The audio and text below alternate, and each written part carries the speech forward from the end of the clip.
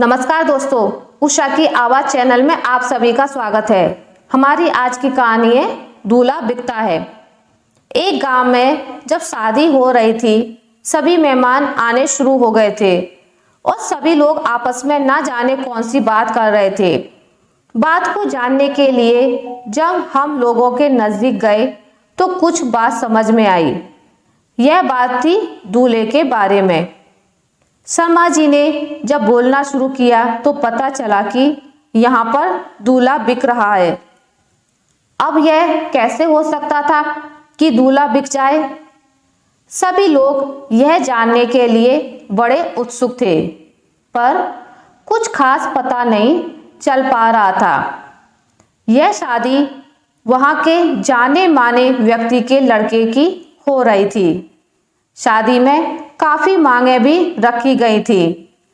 जब गांव के लोगों को पता चला कि लड़के के पिता ने कुछ और नई मांगे रखी हैं, तो सभी लोग सोच में पड़ गए थे। लड़के के पिता ने कहा कि जब तक हमारी मांगे पूरी नहीं होंगी तब तक शादी भी नहीं होगी।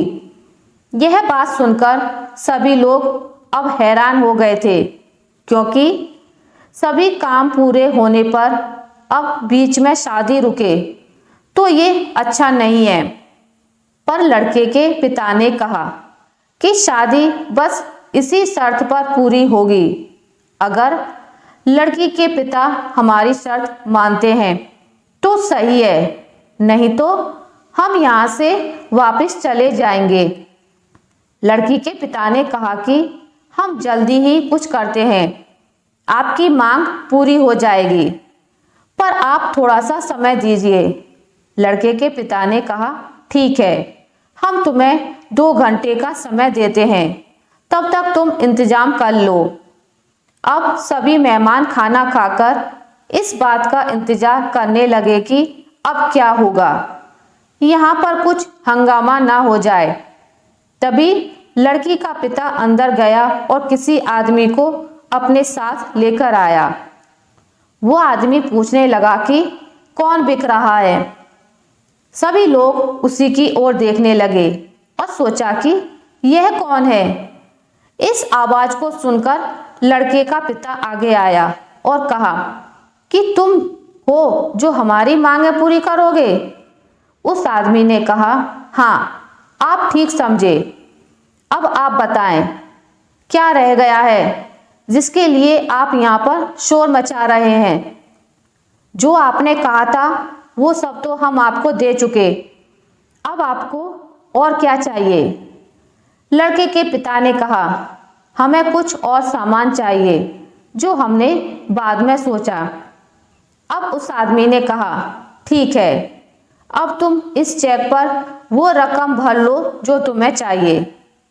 लड़के के पिता ने उसमें रकम भर ली और उस आदमी ने वो चेक वहीं से निकालकर लड़के के पिता के हाथों में रखा और कहा कि अब आपका लड़का हमारा हुआ और आप यह समझ लीजिए कि आपका दूल्हा बिक गया है।